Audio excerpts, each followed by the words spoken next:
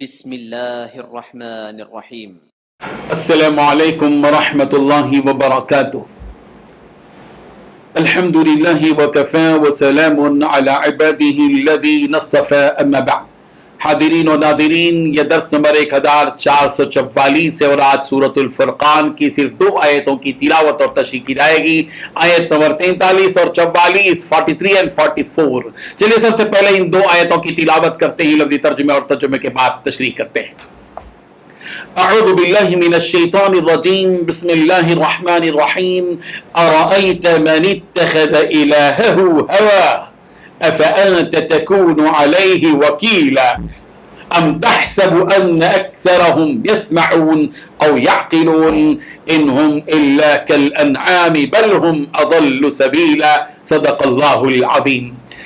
لفظی ترجمہ یوں ہے، ارائیتا، کیا آپ نے دیکھا، من، اس شخص کو، اتخذا، جس نے بنا لیا، الہہ، اپنا معبود، ہواہ، اپنی خواہش کو، افانت تکون، کیا پھر آپ ہیں، علیہ وکیلا، اس کے ذمہ دار، ام تحسب، کیا آپ گمان کرتے ہیں کہ ان اکثرہم یسمعون، کہ بے شک ان میں کے اکثر سنتے ہیں، او یعقلون، یا سمجھتے ہیں، انہم، نہیں ہے وہ، الا کالانعام، مگر چوپایوں کی طرح ہی، بل ہم، بلکہ وہ، اضل، زیادہ گمراہ ہیں، سبیلا، باعتبار راہ۔ ترجمہ یوں ہے، بھلا بتلاؤ جس شخص نے اپنا خدا اپنی نفسانی خواہش کو بنا لیا ہو، تو اے پیغمبر، کیا آپ اس کی ذمہ داری لے سکتے ہو؟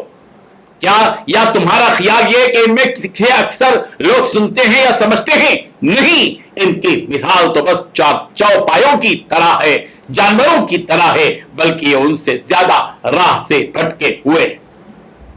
ان 2 آیتوں میں 5 باتیں بتائی گئی ہیں۔ پہلی بات، بھلا بتلاؤ جس شخص نے اپنا خدا اپنی نفسانی خواہشات کو بنا لیا۔ دوسری بات، کیا ہے پیغمبر، کیا آپ اس کی ذمہ داری لے سکتے ہیں؟ تیسری بات، یا تمہارا خیال یہ ہے کہ ان میں سے اکثر لوگ سنتے یا سمجھتے ہیں؟ چوتھی بات، نہیں، ان کی مثال تو بس 4 پاؤں کے جانور کی طرح ہے۔ پانچویں بات، بلکہ یہ ان جانوروں سے بھی زیادہ راہ سے بھٹکے ہوئے۔ بزرگان محترم، ان آیتوں میں دراصل رسول رحمت صلی اللہ علیہ وسلم کو اس طرح تسلی دی گئی ہے کہ پیغمبر، آپ کو ہم نے سمجھانے والا، نصیحت کرنے والا، ڈرانے والا، خوشخبری دینے والا، دعوت حق دینے والا وغیرہ بنا کر بھیجا ہے۔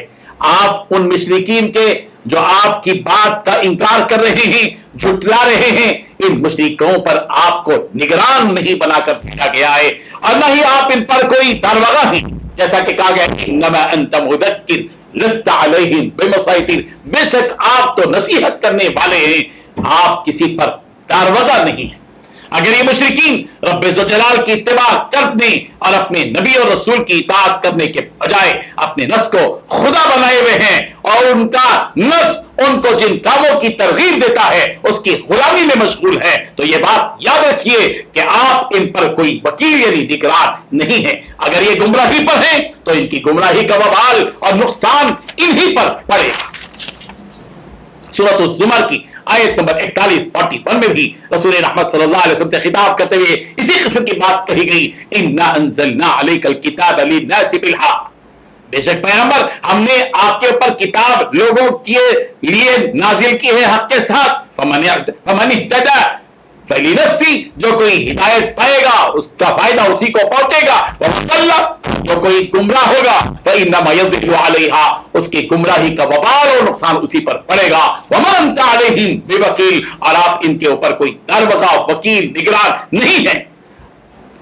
یہ مشرکین جن کو آپ حق کی طرف بلا رہے ہیں، انہوں نے اپنی خواہش نفس ہی کو اپنا معبود بنا رکھا ہے، ان کے جی میں جو آتا ہے وہ وہی کر رہے ہیں، ان کو اپنے نفس کی خواہشات محبوب اور پسندیدہ ہیں۔ ان مجرموں سے اس بات کی توقع مت کیجیے کہ یہ ہدایت کی طرف آئیں گے، اور آپ ان کے بارے میں یہ بھی خیال مت کیجیے کہ ان میں کیا اکثر لوگ سمجھتے ہیں یا سنتے ہیں، یہ تو حق کے راستے سے اتنے دور جا چکے ہیں کہ یہ چوپایوں کی طرح ہو چکے ہیں، بلکہ ان سے بھی زیادہ راستے سے بھٹکے ہوئے ہیں، اس لیے کہ یہ مشرکین چوپایوں سے بھی اس لیے بدتر ہیں کہ چوپائے سمجھنے اور سننے اور سیدھے راستے کی طرف آنے کے مکلف نہیں ہیں، اور یہ تو انسان ہے، صاحب سمجھ اور صاحب عقل ہیں۔ اگر یہ حق کے راستے کو سمجھنے سے قاصر ہے اور گمراہی پر قائم ہے تو ایسی صورت میں ان کا جانوروں سے بدتر ہونا معقول بات ہے.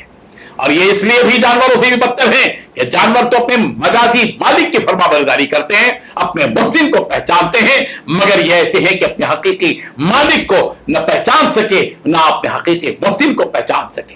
نفس کی خواہش کے سلسلے میں یہ حدیث بھی سن لیجیے جو مشکات شریف میں ہے کہ ہلاک کرنے والی یہ چیزیں ہیں. پہلی چیز نفس کی خواہش جس کی اتباع کی جائے، دوسری چیز وہ کنجوسی جس کی اطاعت کی جائے، تیسری چیز انسان کا اپنے نفس پر اطرانا، اور یہ تینوں میں سے سب سے زیادہ سخت ہے. اللہ تبارک و تعالی ہم سب کو نفس کی اتباع کرنے سے بچائے، اللہ اور اللہ کے رسول کی اطاعت اور اتباع نصیب فرمائے.